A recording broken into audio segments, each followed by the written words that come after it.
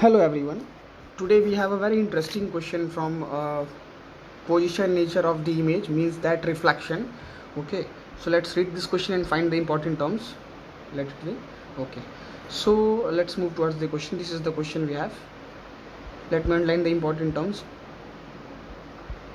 A convex mirror, ठीक है, कौन सा मिरर है? Convex mirror produces a magnification of 1/2.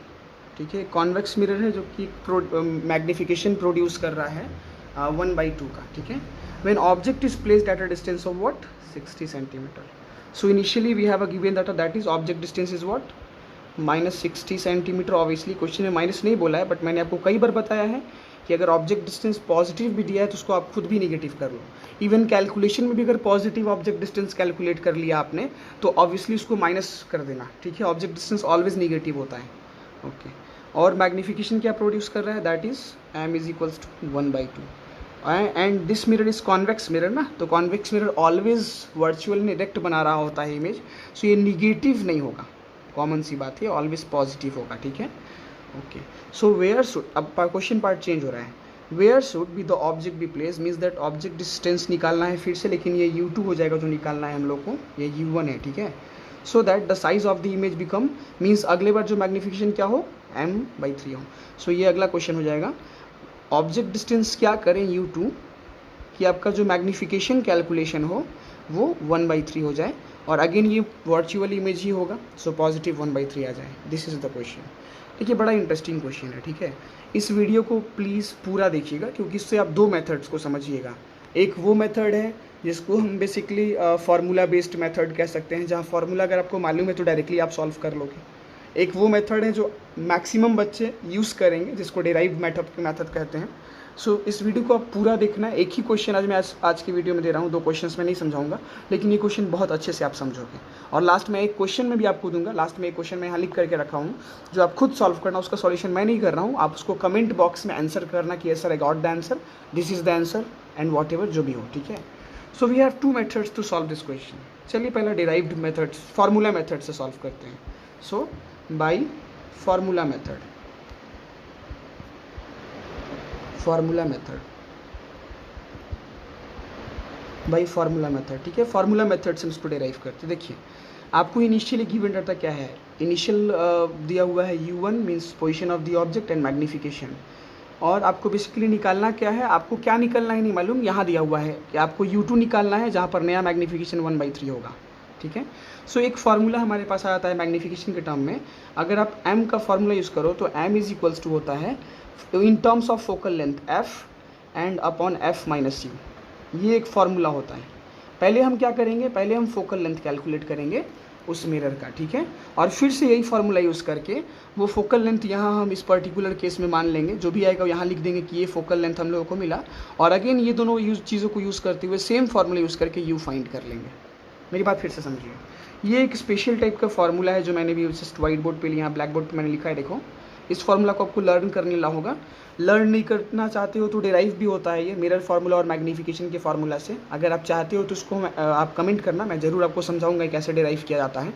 Standard 12 के बच्चे बड़े आसानी से समझ जाएंगे, बट स्टैंडर्ड 10 के बच्चों को समझने में प्रॉब्लम होगी कि ये फार्मूला कैसे डेराइव किया गया है. ठीक है, हम लोग को मैग्निफिकेशन का दो ही फार्मूला मालूम था, in terms of position minus v/u mirror के लिए and height of image by height of object. लेकिन ये कौन सा मैग्निफिकेशन का फार्मूला है बच्चे नहीं जानते हैं. ठीक है, सो ये डेराइव्ड फार्मूला है, इसको डेराइव करके लाया जाता है with the help of mirror formula. So अगर आप नहीं जानते हो तो कमेंट करना, आई डेफिनेटली आपको मैं समझाऊंगा किसी तरीके से. आप व्हाट्सअप भी कर सकते हो, डिस्क्रिप्शन में नंबर लेकर कि मेरा व्हाट्सअप नंबर है ना. चलिए सॉल्व करते हैं. सो यहाँ से पहले आप फोकल लेंथ फाइंड करो कि वो मिरर का फोकल लेंथ कितना है.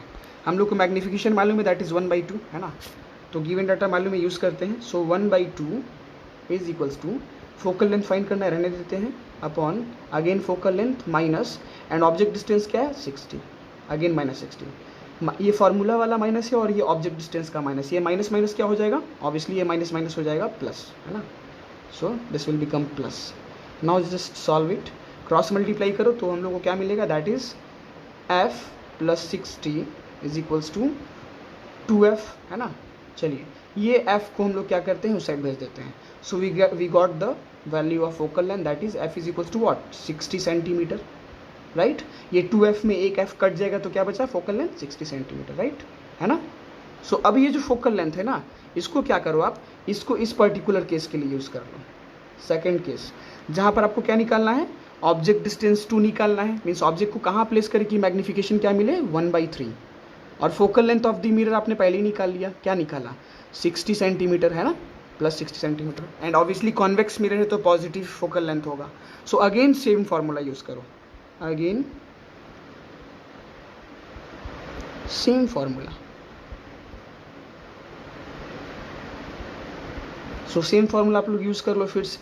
सो अगेन सेम फॉर्मूला क्या हो जाएगा, m is equals to F upon F minus U, और आप वैल्यूज़ को डाल दो। मैग्नीफिकेशन क्या चाहिए आपको सेकंड केस में, 1/3, positive 1/3, so 1/3 is equals to focal length इस बार आपको मालूम है ना, सो यूज़ करो 60 अपॉन, मिरर चेंज आप नहीं ना कर रहे हो, आप सिर्फ ऑब्जेक्ट के पोजीशन को या ऑब्जेक्ट के इमेज पोजीशन को चेंज कर रहे हो, ऑब्जेक्ट पोजीशन या इमेज पोजीशन, है ना। सो मिरर तो सेम है ना, सो फोकल लेंथ तो चेंज नहीं होगा, F upon F minus you, ठीक है। सो यू आपको फाइंड करना है, क्रॉस मल्टीप्लाई कर दो, what we will get, that is 60 minus U is equals to 180। ये 3 6 क्या होगा, 180 होगा ना, मल्टीप्लाई कर दिए हैं क्रॉस हम लोग, ठीक है। So we got the value of U को इधर भेज दो, इसको इधर भेज दो, सो आप कैलकुलेशन करोगे तो यू का वैल्यू आपको मिल जाएगा, that is -120 centimetre, and this is the answer, ठीक है। मीन्स ऑब्जेक्ट पोजिशन क्या होना चाहिए, 120 सेंटीमीटर पर रखा होना चाहिए वो object in front of mirror, या -120 बोल रहे हो तो भी आंसर सही है, माइनस नहीं भी आता तो भी हम समझ जाते कि in front of mirror at a distance of 120 centimetre. So very easy question है ना। बट मेथड 2 समझो, ये तो बाई फार्मूला मेथड आपने सॉल्व कर लिया बड़े आसानी से, मीन्स आपको फार्मूला मालूम है, आपने डायरेक्टली सॉल्व कर लिया। एक डिराइव मेथड भी हमारे पास है जिसमें से मैक्सिमम बच्चे, मोर देन 80% बच्चे वो डिराइव मेथड से इसको सॉल्व करेंगे, जो बच्चे स्टैंडर्ड 10th में पढ़ रहे हैं। स्टैंडर्ड 12 वाले बच्चे तो इस मेथड से सॉल्व कर लेंगे, स्टैंडर्ड 10 के जो बच्चे हैं उनके लिए एक नया मेथड मैं सोच बताता हूँ अभी आप लोगों को, ठीक है। उस मेथड से आप डिराइव कर लोगे और बड़ा अच्छा मेथड है वो भी, डिराइव मेथड। एंड ऑब्वियसली ये कोई ऐसा नेम नहीं है derive method and formula method, ठीक है, ये मैंने बनाया है, डोंट वरी, ऐसा बुक में कहीं नहीं मिलेगा आपको।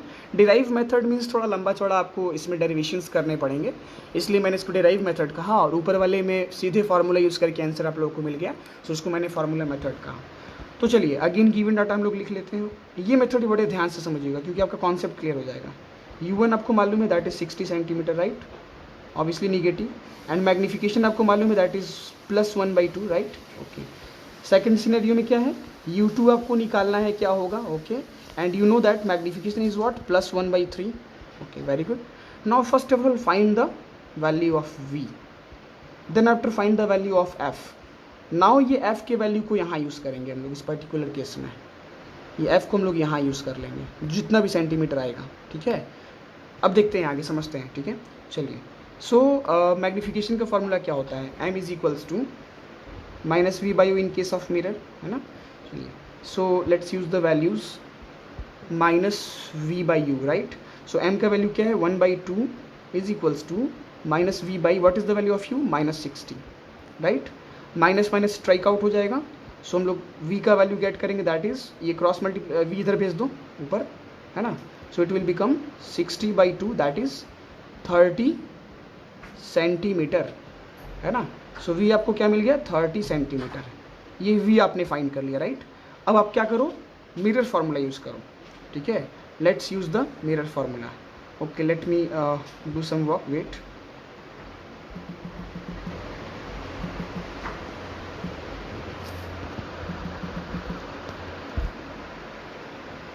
Okay, now solve it. So again go to the screen, right. तो यहाँ से आप मिरर फार्मूला यूज़ करो और फोकल लेंथ फाइंड करो। Let's use mirror formula.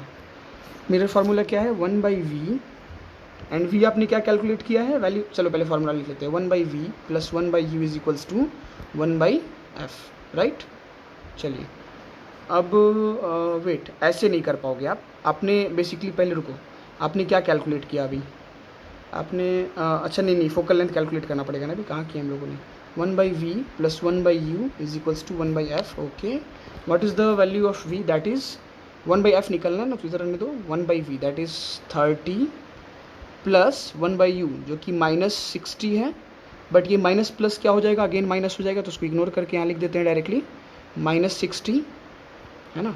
So 1/f अगर कैलकुलेट करोगे तो क्या हो जाएगा, यहाँ से एलसीएम आप लोगे तो ये 60 आ जाएगा, एंड यहाँ 2 एंड यहाँ 1, सो दैट 1/60 हो जाएगा। सो फोकल लेंथ आपको क्या मिल गया, फोकल लेंथ इज 60 सेंटीमीटर, है ना। सो ये फोकल लेंथ आपने फाइंड कर लिया, पहले आपने वी फाइंड किया फिर आपने फोकल लेंथ फाइंड किया, है ना, जो ऑब्वियसली पॉजिटिव आ रहा है यहाँ पर, जो कि कॉन्वेक्स मिरर है, डोंट वरी। अब यहाँ पर यहाँ देखो फोकल लेंथ आपने फाइंड कर लिया ना, मैंने क्या बोला, फोकल लेंथ फाइंड करने के बाद हम लोग यहाँ से दूसरे पार्ट में एंटर कर जाएंगे। तो क्वेश्चन की दूसरे गिवन डाटा के पार्ट में हम लोग अब जाने वाले हैं, ठीक है। फोकल लेंथ आपने क्या फाइंड किया, दैट इज ये 60 सेंटीमीटर फोकल लेंथ आपका आ गया है, ओके। ऑब्जेक्ट पोजीशन 2 निकालना है, जहाँ मैग्नीफिकेशन क्या मिल रहा है, +1/3। तो अब इस मैग्नीफिकेशन के फॉर्मूला को फिर से यूज़ कीजिए, m इज इक्वल्स टू क्या होता है, -v/u, और ये वैल्यूज़ आपको दिया हुआ है 1/3, राइट। न्यू मैग्नीफिकेशन, जिसको मैग्नीफिकेशन 2 कह सकते हो आप। सो सपोज अगर ऑब्जेक्ट निकालना है तो ऑब्जेक्ट को ही हम लोग x मान लेते हैं, ठीक है, ताकि x का वैल्यूज जैसे ही आए हमको डायरेक्ट आंसर मिल जाए। अगर इमेज को हम x मान लेते ना तो बाद में वैल्यूज पुट करके हमको ऑब्जेक्ट डिस्टेंस लाना पड़ता, इसीलिए फॉर सिंप्लिसिटी हम डायरेक्टली ऑब्जेक्ट को ही x मान लेते हैं, कि जो ऑब्जेक्ट 2 पोजीशन है ना यहाँ पर वही इमेज x है, ठीक है।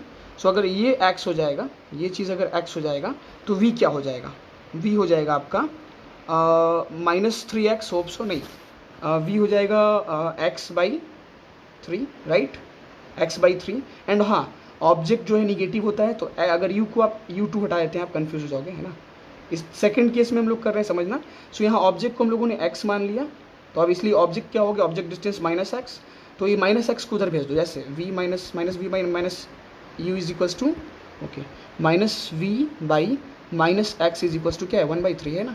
तो v क्या हो जाएगा, v हो जाएगा x/3, है ना। सो v क्या मिल गया, x/3।